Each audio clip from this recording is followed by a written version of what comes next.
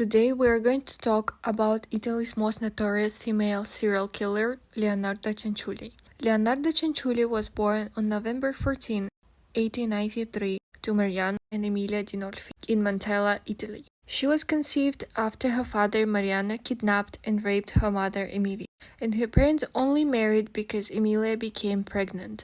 When Leonarda was an infant, her mother really struggled with connecting with her and being able to love her daughter, mainly because the pregnancy was the result of such a violent and traumatic event.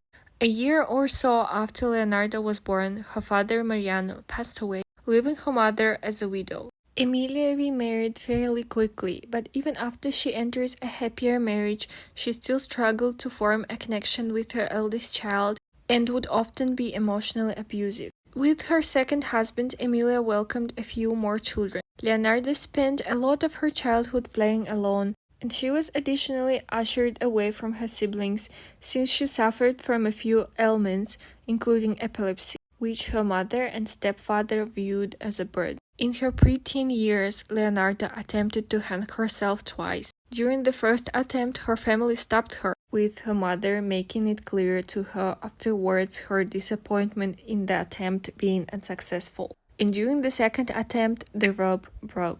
Leonarda tried as best as she could to make the most of her teenage years. Luckily, at school, she made a tight-knit group of friends. Her friends knew and hung around with quite a few older guys, which is how Leonarda met office clerk Raffaele Pensardi. Leonarda was smitten with Raffaele, and the two began a relationship and would marry in 1917, with her mother cursing her on her wedding day. "No child of yours will ever survive," she said.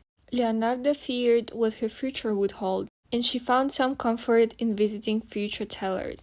One gypsy fortune teller she visited early on in her marriage reportedly told her, "You will marry and have children, but all your children will die." Soon after, she visited a palm reader who told her, "In your right hand I see prison, in your left a criminal asylum." The couple enjoyed their first years of marriage and lived relatively quiet and happy life together in the Alta Irpina Peninsula.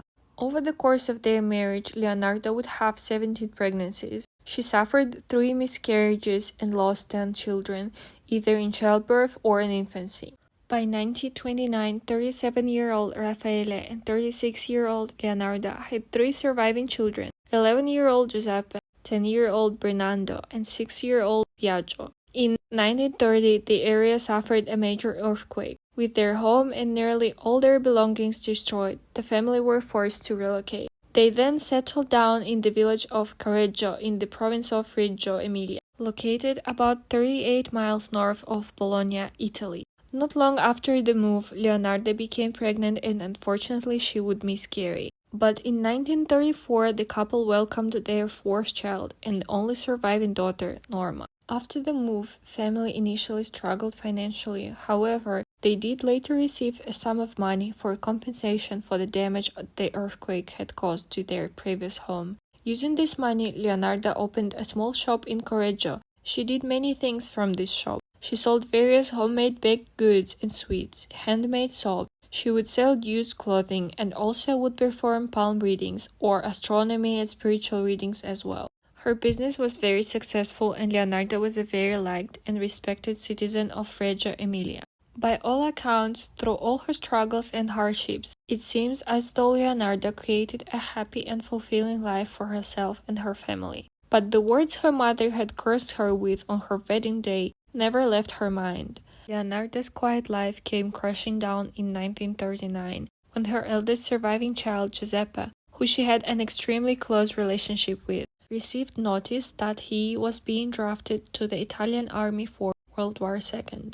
Leonarda was not prepared to deal with the thought of losing another child, and she turned to desperate measures. She came to the conclusion that the only way she was able to break the curse and be guaranteed Giuseppe's safety in the war was to make human sacrifices. She quickly identified women living in her neighborhood that frequently visited her for advice and really trusted her. 73-year-old Faustina Setti was a neighbor of Leonarda's, who, as she approached older age, really struggled with her romantic life. She had never married and often would confide in Leonarda about how lonely she was. During one of Faustina's visits to Leonarda, She took advantage of Faustina's trust and told her that she had a wealthy suitor to set Faustina up with. Leonarda told Faustina that the man lived in Pola, and she said that she would set up correspondence between the two of them. She told her not to tell anyone about the relationship, as to not arouse any envy or have women competing for the attention of the suitor. Faustina prepared to leave for an extended vacation to meet with the suitor, and she really had never been happier and was excited to meet her potential husband. She dyed her gray hair black, packed her things, and in the afternoon before Faustina was set to leave Correggio, she visited Leonarda. Leonarda offered her friend a glass of wine, which she had secretly drugged. Once Faustina fell unconscious, Leonarda grabbed an axe and murdered Faustina.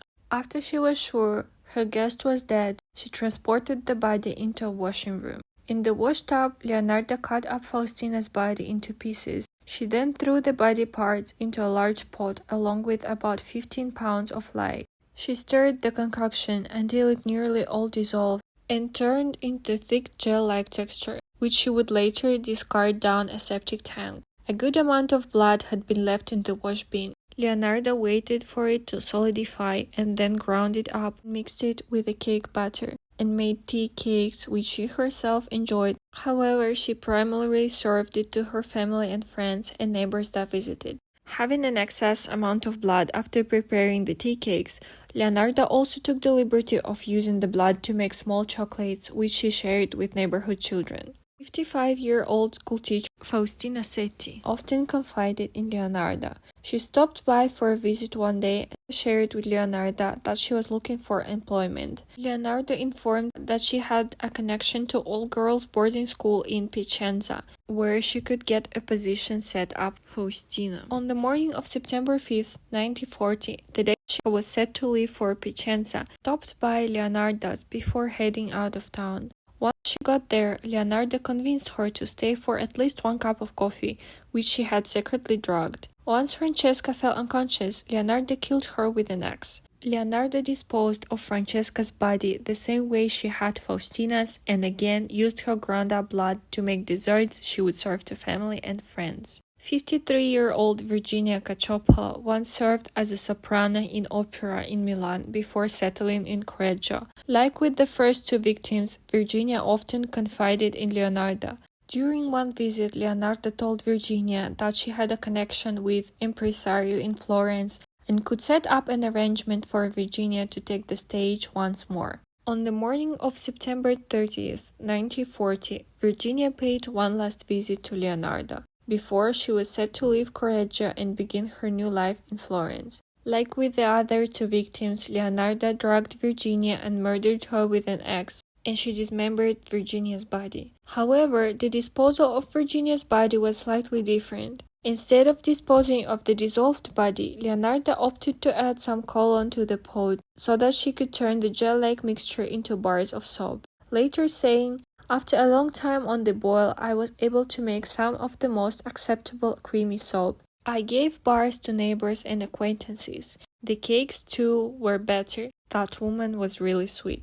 Virginia Cacioppo's sister-in-law, Albertina Fanti, quick grew suspicious. The day Virginia was set to leave the town, the sister-in-law actually saw her coming to Leonarda's home for the visit. So after Virginia seemed to just vanish, she did a bit of digging on her own and managed to find out that Leonarda had sold a bunch of clothes, hats, and shoes that belonged to Virginia. She went to the Reggio Emilia police and expressed her concerns. Police quickly opened an official investigation because they thought the circumstances were a little odd as well. They decided to stop by Leonarda's home and pay her a visit. Once they got to the house, Leonarda opened the door and let the police in. They started to question her and she remained tight-lipped, but eventually made a full confession and provided police with a detailed account of her crimes. Leading up to the trial in August of 1949, a psychiatric evaluation was ordered to determine whether or not Leonarda was insane when she committed the murders.